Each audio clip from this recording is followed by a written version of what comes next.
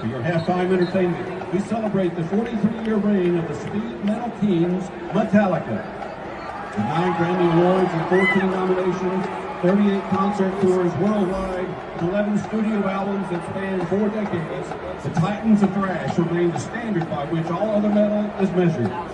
We begin with a 1984 classic from their second album, For Whom the Bell Tolls, followed by the 1992 tour anthem, Wherever I May Roam. And then, let's turn down the house and light up the stage for the Auburn University Marching Band and their show, Metallica. Sunday evening has arrived once again, and how sweet it is to be talking to you on a Sunday. We got another live recording of the Auburn Experience podcast coming your way right now. As always, a ton of Auburn news and Auburn potpourri, 2 main topics, which we'll definitely be talking about March Madness in one of those. All that's coming up, and your live Q&A at the end of this. Let's get into the show right now.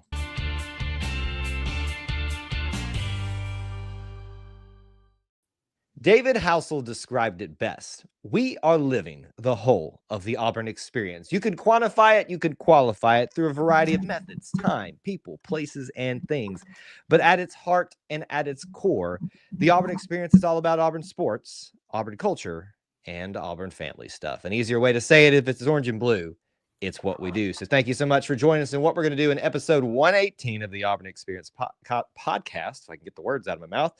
I'm your host, as always, Kyle Loomis, alongside me, who is just as mad, just as having fun this March, Mr. Austin Scott. Welcome back, sir. Thanks so much, War Eagle, to our listeners and our viewers. Hope everyone's doing well. We are quite happy on this first Sunday of the March Madness NCAA tournament. Last week nothing had even happened yet, and so we weren't sure how everything would go. We hoped good things, and it seems to have come to fruition. So we got lots to talk about. Oh, we do, and we're going to get to that part of the show here. But real quick, I just want to be honest, Austin. Did you legitimately think we would be sitting here today on this show after previewing March Madness, talking about us being in a good mood about that, and talking about us moving on to the Sweet 16? Well, yes, and my bracket proves it. But set you up for that one. That's right. My bracket's gotten around a lot of things, all right, if I must say so myself. But seems like the fix is in when one of the co-hosts is currently leading the contest. I don't know. That's right. That's right. No, I mean, I think I felt good going into it. We knew that the round of 32 game would be a tough matchup, and not the best showing in the first round. And so, but we'll talk about it, but I'm happy with where we're at. I'm glad that Auburn's still dancing. Auburn is still dancing, and boy, is it fun. And more of you need to get on board with that. So many of y'all are living in fear and stuff like that. And I don't mean that as there's always a healthy amount of worry, and most of you have a healthy amount of worry, but come on, everybody just buck up a little bit. Be excited that you're in March Madness. This is awesome. Right. You're playing in one of the most incredible times in college basketball right now, and you are the top seed, and you are still dancing. Come on, just get on board with me on this hype train. I got nothing but optimism over here. Call me a sunshine bumper. I don't care. That just proves that you're a miserable, boring person. Anyway, I'm going to get off that soapbox. We'll talk about it in just a second. All right, we got Auburn potpourri. Tons of stuff, actually, that kind of started piling up on us here towards the end of the week. And obviously today, probably the biggest, most recent news that we got to realize, and some rumors were confirmed as the weekend progressed, new head coach for Auburn women's basketball, Larry Vickers of Norfolk State. I always struggle to say Norfolk State, by the way. I'm doing real good tonight. It kind of like blends together for me. Anyway, that's not what this is about. We're welcoming him to the Plains. Welcome to the Auburn family.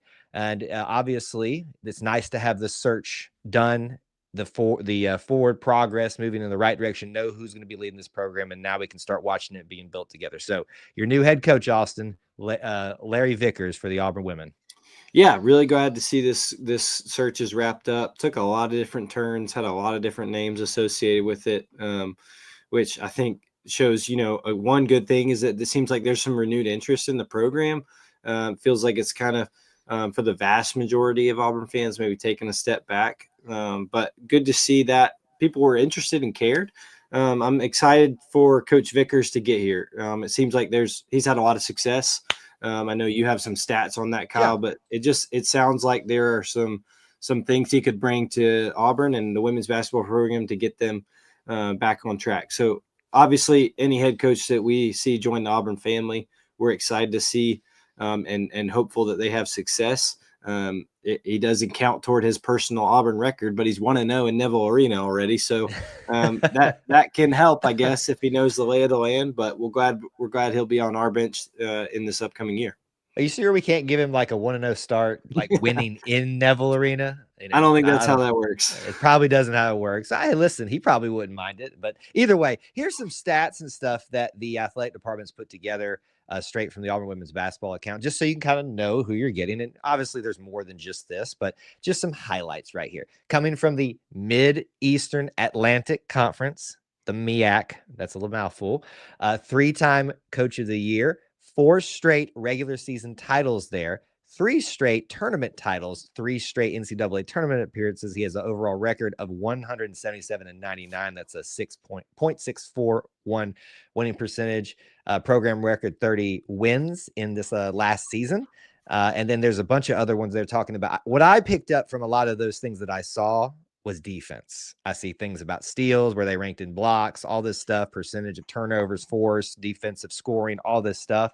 So I know very little about Larry Vickers, Austin, but what I'm learning and what they're sharing and what people are talking about thus far is defense. And I like that in the SEC. Yeah, absolutely. I think that is key. I understand. I think there's been a little bit of confusion. It definitely came out of the blue, kind of in the last 24 hours that he'd be the coach.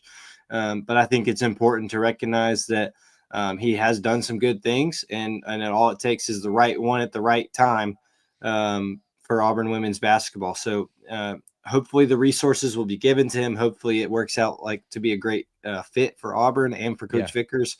And I'm sure we'll be talking about his first win in Neville Arena as Auburn's head coach here pretty soon. And just as a little fun note here at the end, this is a picture they have up on this particular graphic they made with all of these stats and these facts. He's wearing some suspenders. So I don't know if that's an old picture, if he still does that. But if he comes out rocking the suspenders, he does look like he has style. Yeah, I'm just gonna say, if that man throws that jacket off and we got some suspenders, I'm on board. I'm already on board. But I'm just saying, sign me up, because I think I saw a vest at one point too. A vest, maybe. I think he's got some style. So really interesting. Aside from everything else, it's been a while since a male head coach. So our female coaches have always had style, but we'll have Joe Champy would be the last one, right? I think that's correct. Yeah. So it'll be some different flavor. So we'll see how things go. New era, new flavors, new suits, suspenders, all those things. Welcome to Coach Vickers. We're excited to see the new era underneath you for Auburn women's basketball. All right, let's switch gears a little bit to a different, not a program, but we're talking about people in the pros in essence here, even though they're no longer competing. This person is very, very well known in the swimming space, not just at Auburn, but nationally as well. We are talking about one Kirsty Coventry. And, she is done competing right now, but she is not done leading, even though, she led out there in the pool all the time. She is now going to, this is huge, folks. I want to really preface this. This is a big thing for her personally, for anybody in her shoes. But the fact that once again, and I get, we're not trying to claim some victory that's not due to anyone else other than her, but these are our people. We celebrate them. We feel like we win with you when you win. Kirsty Coventry is now going to be the president of the IOC. That is the International Olympic Committee, the person who is calling the shots, the very first female president as well. What an incredible honor for her as an former Auburn Tiger, as an Olympic athlete, for someone that obviously the Auburn family is very fond of. It's a huge honor. I saw that earlier in the week that she was, a finalist. It looked like they'd be deciding soon, and then got the news that she was named the first female president of the IOC. So just very, very cool. Obviously has a long history of being successful at Auburn swimming, the Olympics, and in a great fit. So like you said, it's not like we're trying to claim something that's not there, but to see Auburn on the main stage and to see that the national stage has an Auburn family member represented. It's just like Tim Cook or Charles Barkley, or exactly what I was going to say. All these individuals who represent Auburn on a big stage. And I have no idea, if we'll ever hear her mention Auburn in her official duties as the IOC or anything like that.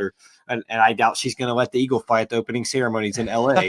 but I'm just saying that she might never mention Auburn when it comes to that. But the president of the International Olympic Committee has a spot on the Tiger Trail in downtown Auburn. Like, Think just about very, that.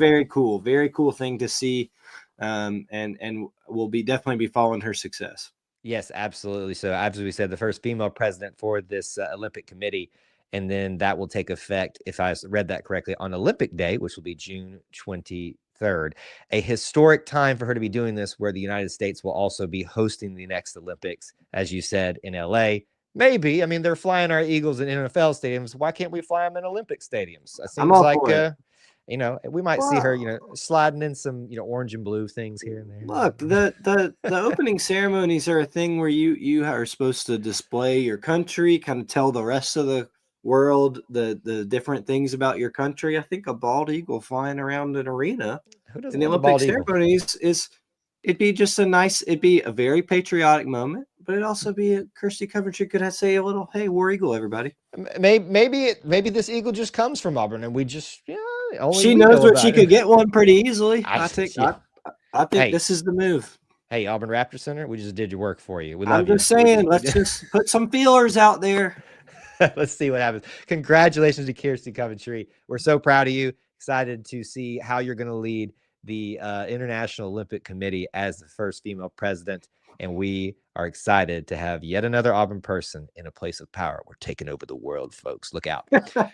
Looking at a prominent program for Auburn sports next, that'd be football. Now, as a reminder, we did last week do a larger segment talking about questions for the spring practice that is coming up. So today, this is a big week coming up for Auburn football.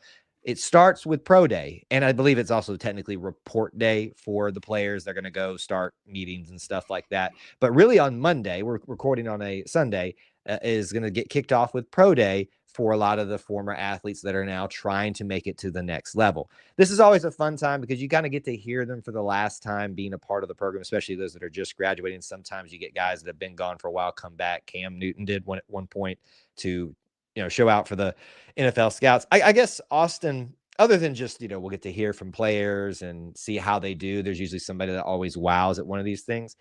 Who do you think maybe benefits from pro day the most? Or is there anybody that is on your mind about that?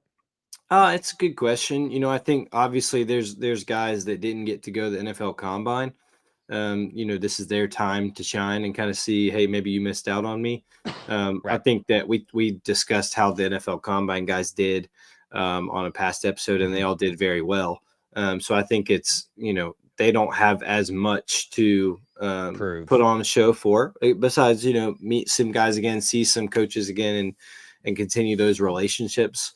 But, as far as specific people, that's a good question. I'm having a hard trouble kind of coming up with one at the moment. I think that you certainly could make a case that Peyton Thorne has a chance to kind of, there's probably some perceptions already about him, about his game, right or wrong from coaches and GMs, for him to have a chance to be able to kind of show his stuff in person, but also those relationships. I talked about this at the Combine.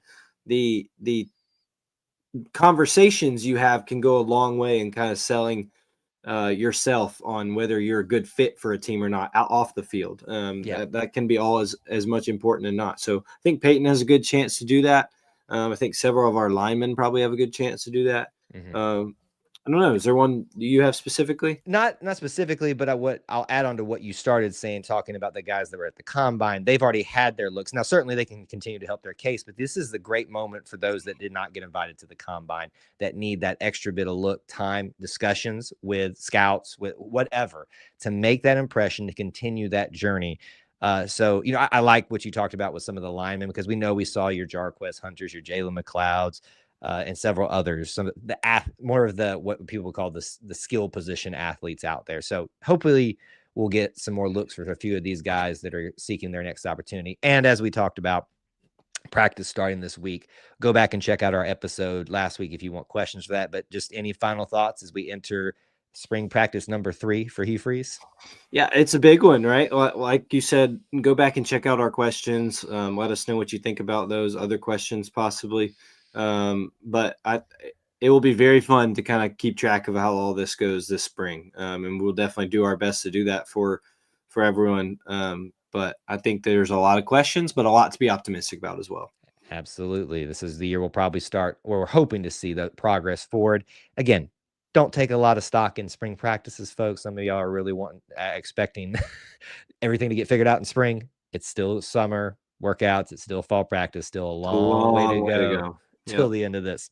All right. Well, that's going to do it for Auburn Potpourri. Let's move into our first major topic this evening. I'm not going to sing the song or hum it for you, but I have been living my best life these last 4 days, and we're recording actually live in the middle of a few games going on the Sunday evening right now. So that should tell you all how much we love you, that we're giving up our time watching the madness, which has been awesome. Now, if we have some time, we'll talk about at the end about the tournament as a whole. But what are we here to talk about, Austin? What are we here to talk about? Auburn's still dancing, and oh, how sweet it is to be in the Sweet 16. Oh, so sweet. And, getting the monkey off your back in a sense, in terms of there's the stigma out there that Bruce, outside of that one run, can't get past the second week. That is now off his back. That's not off the program's back. They are there. Long road still ahead. We'll get to that. But let's talk about how we got there. First game, we knew we were going to be playing when we last talked, one of the play-in 16s. I was rooting for Alabama State. Didn't seem like you were. I was not. I'll just say I was not. Look, probably I shouldn't have rooted for them because they got great game though. They got it down to 1 point in the first half. Were you legitimately, Austin? Were you scared at all with that, or did you just kind of chalk this up to, of course, it's March Madness, you're going to get a good run from everybody? Yes and no. I mean, I think it definitely played into the fact that they are, and it was mentioned, if not one time, 1,000 times, they're 55 miles down the road. And that matters no matter if you're in Lexington, Kentucky, or on a national tournament landscape. They're very familiar with each other. Alabama State knows who Auburn is, and they're the big school, and Alabama State's the little school in the state. Like it, right. That aspect worried me. Now, I think that was part of it. I also think, and we'll get to talking about it, some guys just didn't play like they should be playing, and like we know they're capable of playing.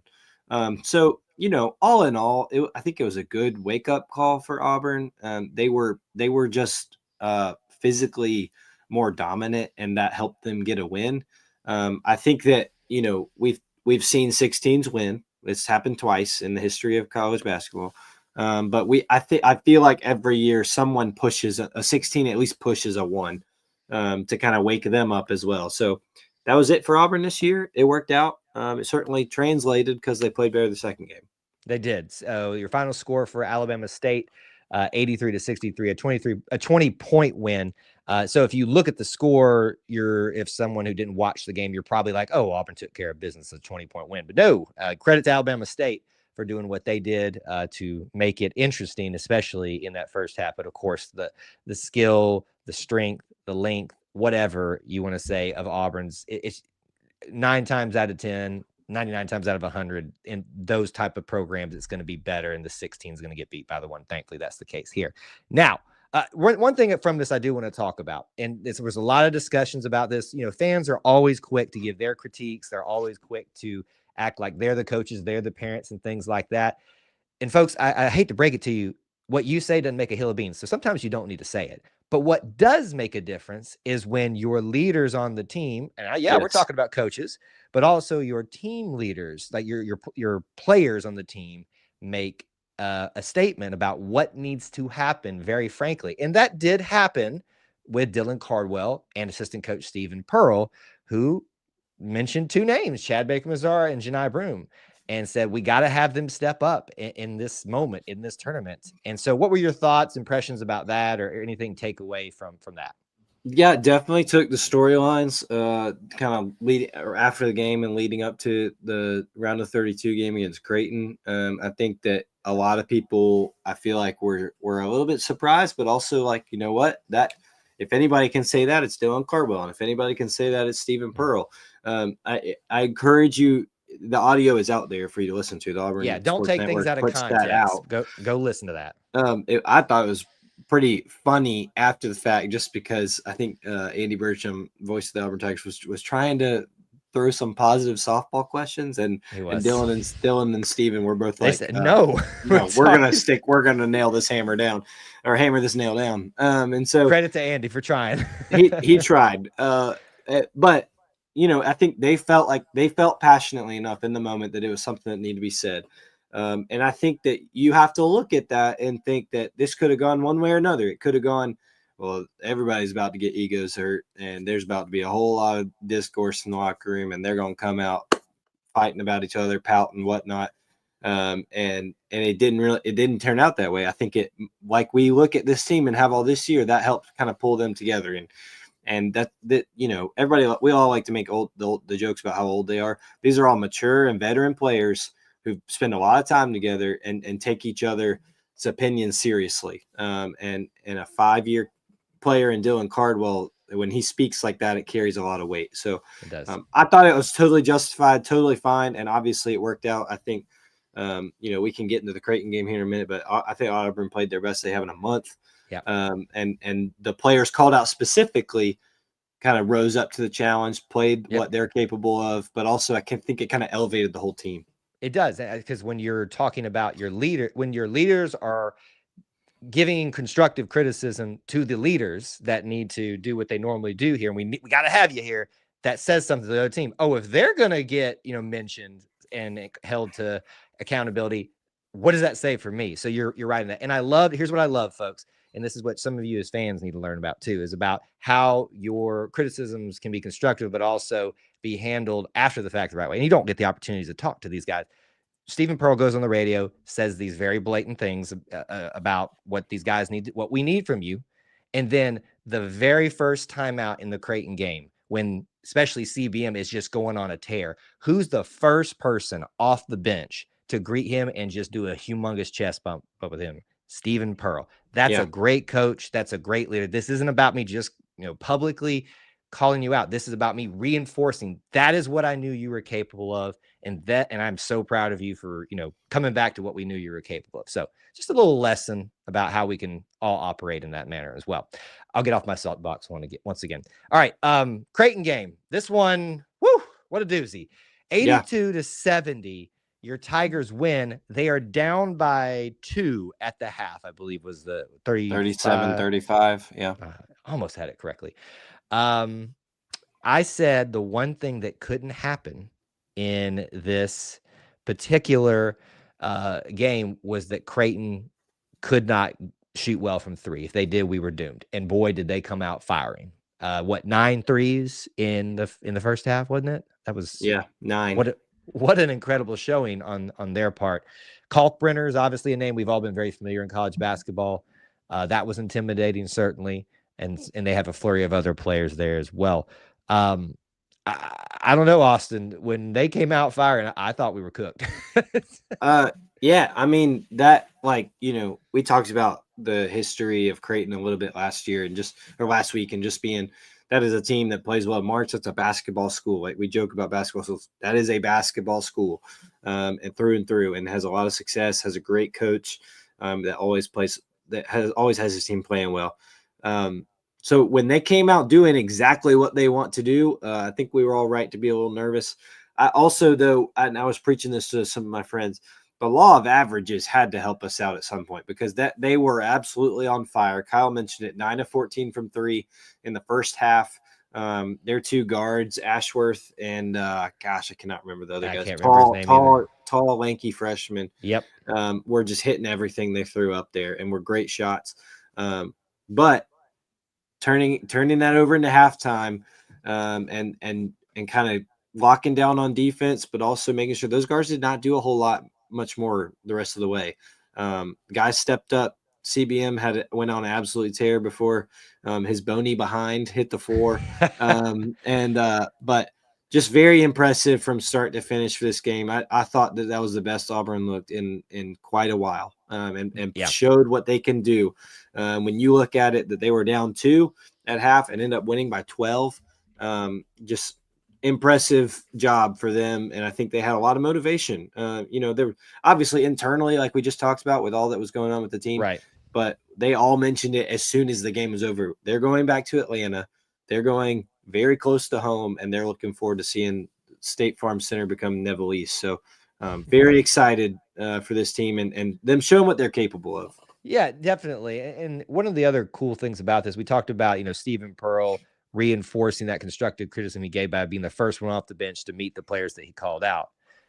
Also, Dylan Cardwell, you have already earned the right to say what you said. Absolutely. You also need to go out and back up that I'm going to be part of this. And boy, did he have a great game. Now, statistically, you're never going to see amazing scoring stats from Dylan because that's just not what his role is. But the stats that sometimes they get overlooked, that don't get paid attention to, or just don't show up on a traditional stat sheet. The effort, the hustle, the defense, and he scored as well. And he obviously brought that Dylan energy. I loved his response, and that's why there was a lot of talk about giving him, player of the game in our post game. You had to give it to someone like a CBM, a Tahad, who had a 23-point game, just because those are incredible. But my Denver, the way he ended the game as well, there were a lot of great performances in that one for a rough start, only in the sense that Creighton was just shooting lights out. On fire. Yep. Your Tigers overcome that. So now, looking ahead, what do we have on store here? A matchup with Michigan in Atlanta, State Farm Arena. And yeah, it's cool enough. Michigan's a big name. And in college basketball, they have been a big name, hit to and fro from time to time. But we're talking about Michigan, who has not one, but two pretty direct ties to Auburn. Trey Donaldson, your former point guard, and I would argue, I think we were all a little shocked he left this year. He is now lighting it up for Michigan, and we will have to play against him. So former teammates will see each other. That's the first connection, and we'll talk about the second one. What's it feel like to you to see Trey once again? Yeah, it's huge. I think I saw a video when because the game finished during Auburn's game, and CBM was notified. He was like, "Oh, it's Michigan," so we get to play Trey. But it wasn't like "Oh yeah, we get to play Trey." They're excited. I think very similar to when they got to see Aiden the first time, right? And we played in Tuscaloosa. I think that fans can blow those kind of relationships out of proportion more than they actually are, just because these guys spend way more time with each other on and off the court when they're on the same team. So I think that there's a general excitement to get to see each other. Obviously, they're competitors just as much as they are friends, and each guy wants to beat the other. So it'll be really interesting. Trey obviously knows a lot about Auburn and a lot about how Bruce Pearl coaches. But this is still a different team than he was a part of, right? So there's different things. Him and Denver will be a very, very fun matchup to watch and very fascinating to see. And so, yeah, there is a lot to dissect about what this could look like. For me, I'm more interested in that second connection, truthfully.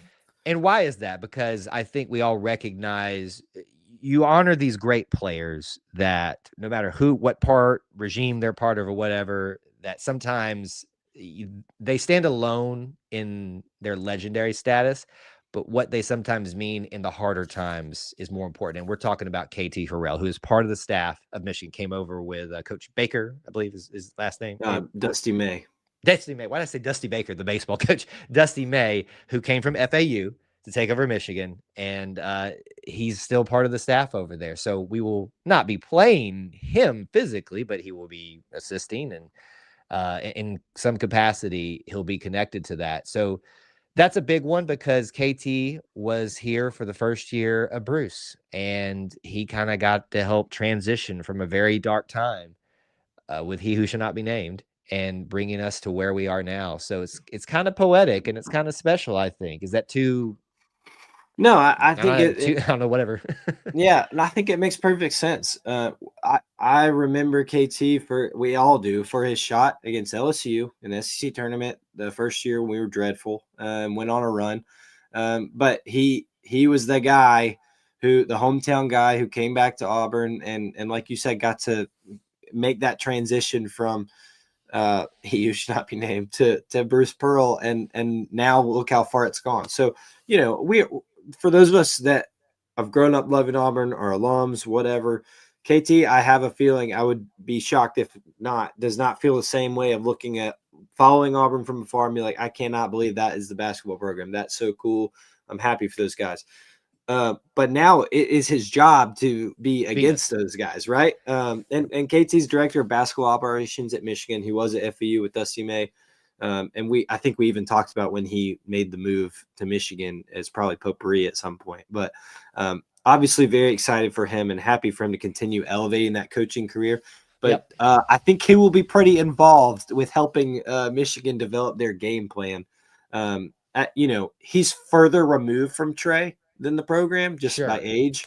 But I think that as integral as he was that first year and being the guy for Bruce Pearl, he knows quite a bit about what he likes to do. And I think him merging with Trey will cause Auburn some fits. They'll be confident. Now, look, the flip side of this is that Auburn, Bruce Pearl, Stephen Pearl, Mike Burgomaster, Chad Pruitt, all those guys know all that as well. Like they all know how they play. But there will be new wrinkles for Auburn to make sure that everything is kind of even. So that first half's going to be really interesting to me. I think there will be a lot of feeling each other out and seeing, hey, do you still do this? Hey, are you still like this? And how the games are played. But storylines abound. It's going to be a fun one. I'm very glad it's in Atlanta. That's like the overarching theme, I feel. Yeah, and we're not even having time to talk about their 2 7-footers, one of them being one of the guys that gave us trouble with, let me say it for you, Bama fans, Yale last year. And by the way, y'all need to slow down on the Yale talk after almost dropping on letting Robert Morris walk on you for a little bit. Anyway, not for a little bit, for most of the game, to be honest with you. There's a lot of storylines in Auburn versus Michigan. I'm very excited to see Trey again, and I hope that we get a lot of the warm fuzzies and all that with some pre-game videos and them getting to reunite in a sense. But when game time starts, buddy, I hope that we're not seeing that hair bounce up and down, in a good manner, in a frustrated manner. For you, no kidding, taking shots. But obviously, we love Trey. He used to listen to the show. He came up and told me that once personally, and so we're hoping that he has success outside of this game. But that's about it. Good luck to the Tigers in Michigan against Michigan Sweet 16, and certainly if they make the Elite Eight, we'll be talking about that in the future. That's going to do it for the first segment. We're moving into the second segment now of our main topics, and we're going to do a Diamond Sports update. That is softball and baseball. We took a break from having them as a main segment last week to kind of get ahead, but now let's kind of catch up a little bit here. And Austin, let's start with the bad stuff. I mean, it's pretty rough right now for Auburn softball. I mean, that's one way to put it.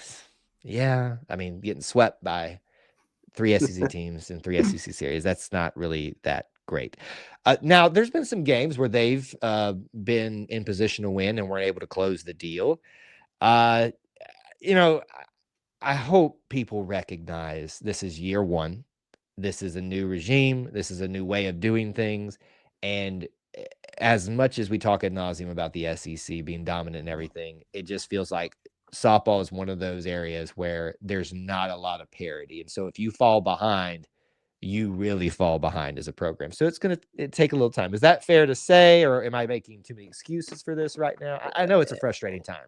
It's frustrating. But I mean, I think you're right. There's a level of this league is hard to catch up to, regardless of if you've been there 10 years.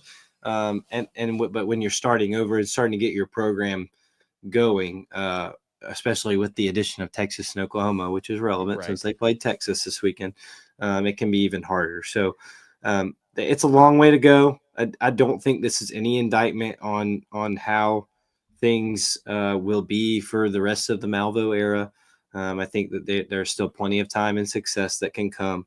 But it's a time of patience and a time of just going through it right now. Right. It definitely is. One of the great things that did happen this week, and it kind of connects us to both these programs we're talking about in this segment, is they had a cap on what was an amazing Grand Slam week. So they won their midweek game on a Grand Slam, essentially. But on top of that, we got to witness, and you and I talked about it last show, what started off with the first SEC series win for Auburn baseball, a Grand Slam that essentially won that series for them, but then a Grand Slam win over ASU. And the Grand Slam put us into position further. It's not like that was like a walk-off or anything for the ASU. Yeah. But 3 Grand Slams in a matter of a week for 2 for baseball and 1 for softball. That's just a fun week in the diamond sports, in my opinion. The bats are jumping. That is exciting, and fun to see. I think that I don't know. Maybe they're more common, or maybe they're not. They've always been this common, but for me, grand slams are just like super unique. It feels like you got to have the right situation first and foremost, and then execute. So for me, when it happens, I feel like I get a little more excited than usual, or I should. But it's part of the game. I don't know. I'm rambling about that, but no, you're good. That was my thoughts when it happened. I said, "Wow." I mean, 3 in a week for across 2 programs is shocking. It's shocking that it happens twice for the same program, but it's shocking when the third time it happens in a week for an odd program. It's just the opposite version of the counter all in a to short that period. All in a short period, all in a matter of a week. That's just like, well, man, hey, is this the start of something for all the Auburn programs this week? And it kind of was for a lot of them. So it was a great way to start off the Diamond Sports Week. Now, let's get to baseball a little bit more specifically here. And where I want to caution folks with over jumping the gun here on softball, I also want to continue to caution a little bit with baseball. Let's celebrate, because your Tigers are in 2 SEC series victorious in winning both of those series. Both times they win 2 out of 3 games, so they don't get the sweep. But last week, it was, help me remember, Vanderbilt, which was kind of a little bit of a bigger deal, a little bit higher ranked, and Vandy's got that buzz of winning a national championship recently. But Kentucky, by the way, we were in Kentucky for another sport this week, is ranked as well, or was ranked when we played them, and we get the win there in Lexington. And it was very exciting. We can talk about some different elements of that if you'd like. But game 1, 8-7. Game 2, 8-7. 0-6 in the final game. It looks like we had a lot of emotional letdown in a variety of ways. But what do you think about this team starting off technically 2-0 in series, winning them? Hey, you go 2 out of 3 the rest of the way, and you're doing fine. You're in. I'm totally fine with that. Obviously sweeps are great. You love to get a win streak going. 2 out of 3 in the SEC every weekend you will be sitting pretty come the end of the year. Bad. 2 out of 3 ain't bad. That's right. So we'll take it. I think I'm speaking for the team. I'm sure they would love to sweep. I'm sure they want to win every game, but that is nothing to sneeze at. The games this weekend were incredibly entertaining. I know basketball had the mind and the viewership for so many. But they were just very entertaining games. You mentioned both 8-7, both wins for Auburn, super high scoring. I mean, my goodness, Kentucky on Friday night had every chance to put Auburn away and pop flies. That's why we practice them over and over and over. And so they're not easy, no matter. So just remember that it's going to happen to Auburn when somebody drops one. It's not easy. Auburn benefits from missing 2 of them on Friday night, and then Saturday when I can't remember how many innings, but several 11. Extra 11. I was thinking 12. I couldn't remember 11. Probably should have been done in the night. Okay, but give me do you have a decent picture to explain what happened in that situation, or no? Probably not enough to talk. I saw the clip. And well, you tell bet what you can, because I really didn't get a chance to investigate this other than watching people's reactions online and seeing that the fix was in. I just, umpires are humans. I'll go ahead and just preface that. Balls and strikes. That little box we see on TV is not there in person. I just want to make sure we all know that. Just like the first down line's not really yellow out there on the football field. So, wait, what? Are you serious? Side story. I will never name this individual. No. My freshman year of college, someone in our friend group did ask. Can I get initials? Can I get initials? No, I don't talk. No. I don't even talk to this person anymore. We're not close. But and I don't want anyone to get this hurt, but she did ask our freshman year in the student section, where's that yellow line? Bless. Oh man, and just a very sweet person, innocent minded. It just cracks me up still to this day. So that floating box, there's not a floating box out there over home plate. So there were certainly calls that if you're wearing orange and blue, you probably think, how are you missing that? Are you right? We call the umps blue. Are you blue, Big Blue Nation? I don't know. So it extended the game a little bit, but didn't matter. Like they say, ball don't lie, balls and strikes, whatever. Auburn still makes sure they do well. Ike Irish, I mean, I think we were all pretty worried when we heard he was a bit injured. Just has an absolute day. 2 home runs in those late innings for Auburn, and it was a good weekend in Big Blue Nation or at Big Blue Nation country all the way around. Side note of baseball, but I think it is relevant to our episode here. Love that the whole team went to Awesome. the basketball game. Awesome. Very, very cool. And not even of like, I'm not even trying to make this like a sentimental Auburn family thing, but just like, well, why wouldn't you though? Like the stars align that well, you got to go. And I'm sure that was never even a question for Butch Thompson and his group, as long as timing worked out with game times and all of that. But very cool to see, and very cool for those players to get to go to an NCAA tournament game, and then Auburn wins, even better. Absolutely. And I love the video of them, saying it's great to be an Auburn Tiger or whatever they were chanting it on the bus on the way there. And now listen, I think the fix was in on the umpires trying to keep them from getting there on time. Now that's a good point. I'm just saying. So that was a very controversial ending. Thankfully, it ends in the Tigers' favor. I love that you brought up Ike Irish, because I think in a year where everybody's a little bit tense about this team, a little bit nervous, is this real with these 2 series wins? A big injury to a player like Ike Irish, and if that takes him out for a significant, heaven forbid, worse amount of time, you're kind of like, is that what starts kind of opening some of those wounds of what happened last year? And thankfully, he got back in, and boy, did he show out with 2 home runs in the second game or something like that. 1 in the 8th and 1 in the 10th, maybe. Right, and he's only one piece of this story, right? But just to see him come back from that, it's a huge win for him. It's a huge win for the Tigers, because you and I talked about this. What you can't go into this SEC schedule and playing SEC baseball expecting to win every single series in every single game, because that is how tough the road is. But if you can just go in and compete and watch, literally, as we found out with Kentucky, how the ball will fall, bounce sometimes in your favor, put yourself in position to win.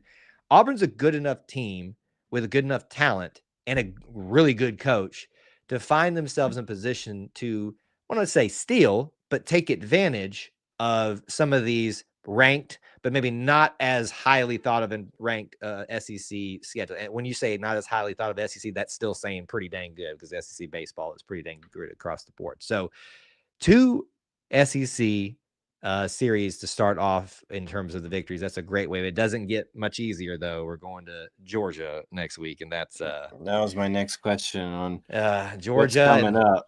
I think they're top 10, maybe. I could be. I think it's 5.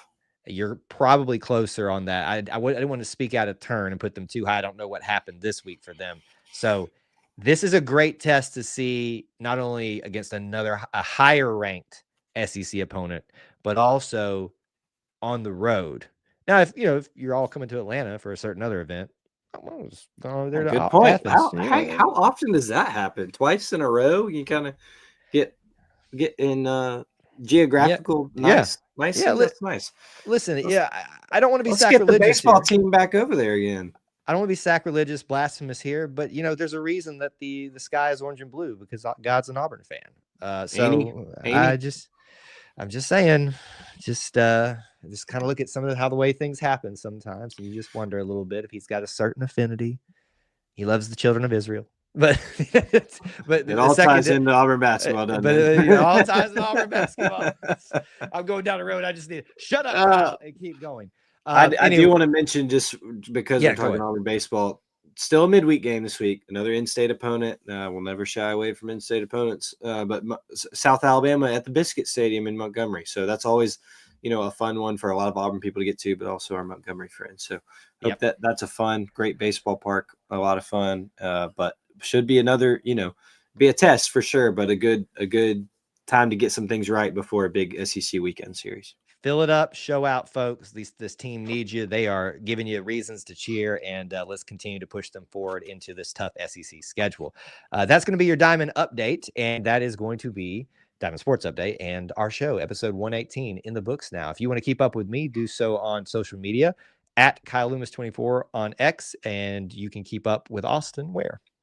Yeah, at Austin G. Scott, X and Instagram. I did put out my my setup at my employer for the first 2 days. Now I'm sad that I don't really get to use that anymore because there's nothing like the first 2 days of March Madness. Yeah, it's awesome, man. It is But so awesome. I know Kyle put out his setup too. Jose. My setup was out there. I think we both did pretty well. Mine worked great. I'm sure yours worked well. Oh, yeah. Couldn't have been better. So enjoy the madness, people. I'll still be posting about my bracket because I've taken some hits now this evening. I'll be honest, Kyle. I have a separate screen right here. I saw you looking over there, and if I didn't have to produce the show, I also would have that up there as well. We missed probably the best game of the thing to do the show. We did. I did see it. Now that is a key part. I don't want to go over here, but it's not been. It's great for Auburn. It's not been our normal March Madness in terms of Cinderellas and buzzer beaters, but we did miss one tonight, and I also missed out. I had Colorado State go in the Sweet 16, and they get buzzer beatered. So that takes a hit. Maybe I'll move from first to second in the E2C group. I don't know. All empires must fall, and all situations that look like impropriety within the contest where a co-host wins it, move on. You can seriously, you can win the prize. No. But, I do want to put it on the record. If I do end up, I'm not taking that. Well, it will go to our next person. I'll once you said Jessica didn't, I was like, well, man. But that's I know we're over here, but like that's I know, but it makes me feel bad. I can't give it to my wife because that is straight up like unethical. Well, I'm gonna feel bad. I feel like I'm just a degree off of your wife, basically. I'm your co-host. And with that, that'll be the end of the show there. Episode 118. Oh, we were still recording. Yes, we were still recording. Thank you for that. With all of that, let's sign off before this gets any worse. Thank you guys for hanging out with us this evening. Till we talk to you again. War Eagle. War Eagle. All right. Well, that was interesting. Thanks, what guys, for it. Yeah, that was a good one to end it on. Do you want some other score updates before I leave you real quick? Yes, go ahead. Give us that to round out your time. Well, we got about 35 seconds till the end of the first half, but New Mexico leads Michigan State 31-29. Wow. Ole Miss is boat racing Iowa State. Boat racing. They're up 21 with 14 minutes to go. I do not want to face Ole Miss again if we make it that far. I don't. They'd have to face the winner of the other game, the first game I mentioned. So that'll be interesting. That could also add a different element to Atlanta. Auburn fans will still be, they've had an extra 24 hours to buy tickets and they're closer, but that could add an extra element. I don't want to face Ole Miss either. The theme this year, Kyle, and I joke about my bracket and I'm being funny, but the theme this year really does seem, and it is something I thought about filling mine out, is if you have coaching experience, if you have an elite coach and a coach who has done well in the NCAA tournament, you came out on top this year. And that's not always the case. I'm not saying that, but Chris Beard, excellent coach. And I know TJ Otzelberger for Iowa State, great coach too, obviously did a great job at Iowa State this year, but Chris Beard has more of the NCAA tournament experience, right? Right. Now, I know that doesn't necessarily correlate with Tom Izzo here losing to New Mexico at the half, but I think there's some other storylines there this year you've seen that prove that. So just interesting, very interesting to see this year. Interesting tournament. It is an interesting tournament. It's always fun, even if we don't have enough of the madness. But the madness is always there. It's still the best, man. I just freaking love this tournament. It's awesome. It is so awesome. All right, sir. Thanks for hanging out with us this evening. And I guess I was going to tell you, say hello to your wife, but apparently I'm your wife now on the show. I said it's a degree down. What you said is what you said. I'm your co-host. I view myself as a very important role in your life. That's all I meant. Well, okay.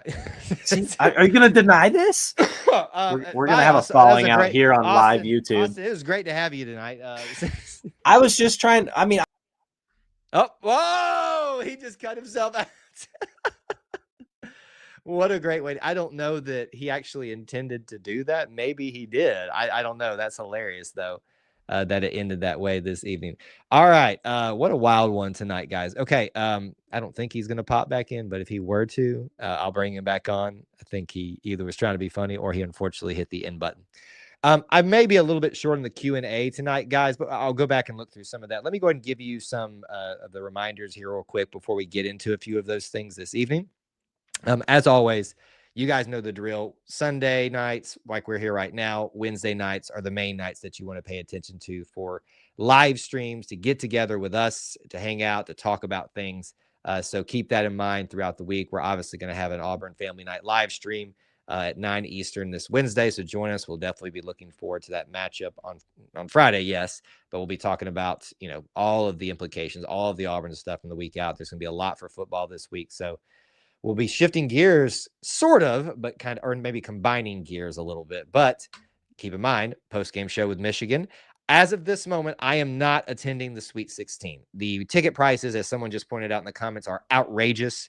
I tried to pull the trigger on one today, and it got taken out from underneath me for the Elite Eight, actually. So as of this moment, I am not attending. As much as I kind of built that up that I was going to, I am trying, but I got to live on a budget, guys. So keep that in mind. Obviously, there will be a post game of some sort for the Elite Eight game should Auburn make it there.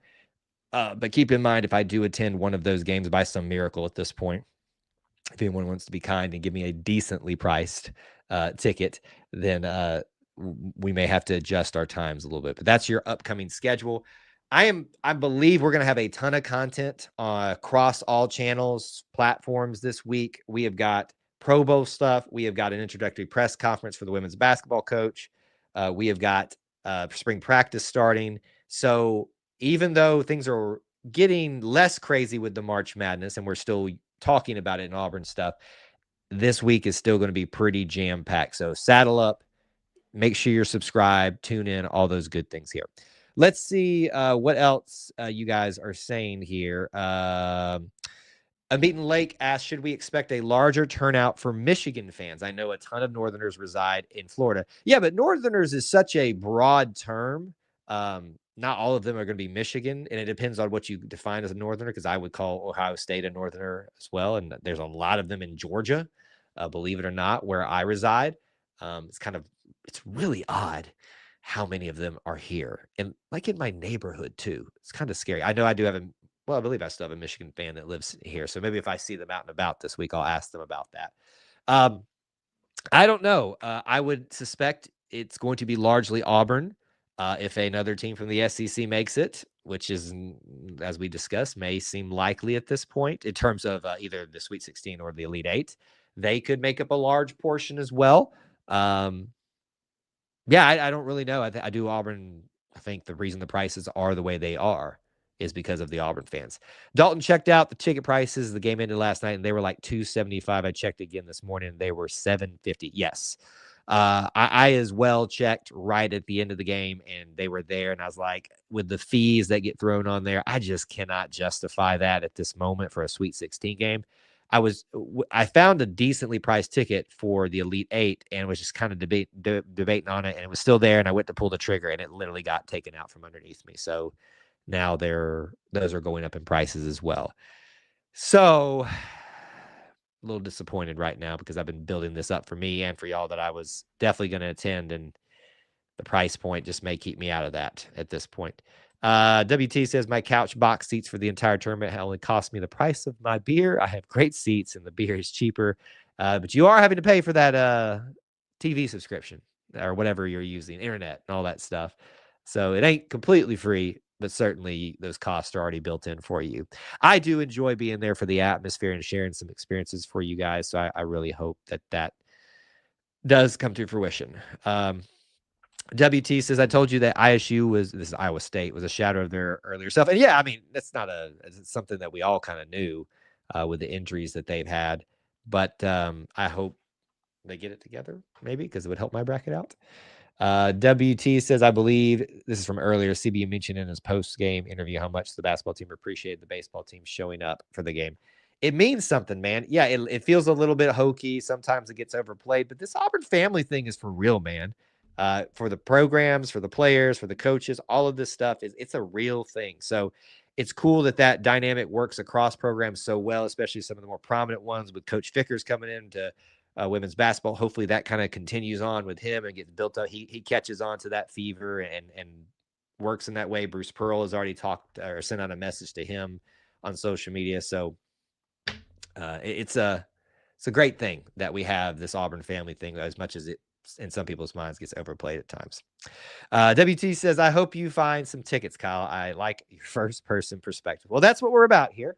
And that's what we like to give you guys. It's the Auburn Experience after all. And it does require me being able to attend events, and the prices are what they are at times. Certainly you can expect me to be at football this year because you can go and cover a lot of stuff there regardless, even if you couldn't get into the game, but it's been within our budget to do that. So far, we've been doing this, and then we'll just see. You never know. Prices may drop. I doubt it for the Sweet 16, but for the Elite Eight, you never know what may happen. And that's if Auburn makes it at this point. Okay. Any final questions, comments, topics? I am getting out here a little early. I hope you guys understand. It is I want to go watch what's left of March Madness and kind of get some things wrapped up for the week. I got a busy week for you guys, but also a busy week here at the headquarters, and want to make sure we're ready to go for that. So remember, this week, we got a lot going on. Auburn Family Night Wednesday. We'll be back again with you next Sunday if there's not a conflict with a potential Elite Eight game. I don't think there will be in terms of the times if they're going to put them where I think, if they make it, but we'll wait and see. But just keep listening out for all those things. Lots of content this week across the board for spring practice, all of that. Just be looking out for all of those things here. Did you see where Cardwell said that the key to the win could be stated in 3 letters, CBM? I did not see that, but that does not surprise me, as you and I, like we were all here talking, me and Austin too, about the quote unquote calling out that Dylan and Stephen Pearl did on the radio of their prominent players like CBM and Janai after the first NCAA game. It does not shock me that as quickly as they criticize or constructively criticize, they respond in kind with acknowledgments in a very appropriate fashions, whether it's Stephen being rushing out there to celebrate the guy he just called out the couple nights before, Dylan giving the credit where the credit is due. This is how you go about winning favor, and what you say matters to these players, even as fans. But it's a good model to follow. Dylan's a great representative of that. All right, folks, thanks for hanging out tonight. Appreciate you. Some of you are just getting here, and I'm sorry we're heading out, but go back and watch the replay. Till we talk to you again, you guys are the best little family within the Auburn family, and I do mean that. Till we talk to you again, War Eagle.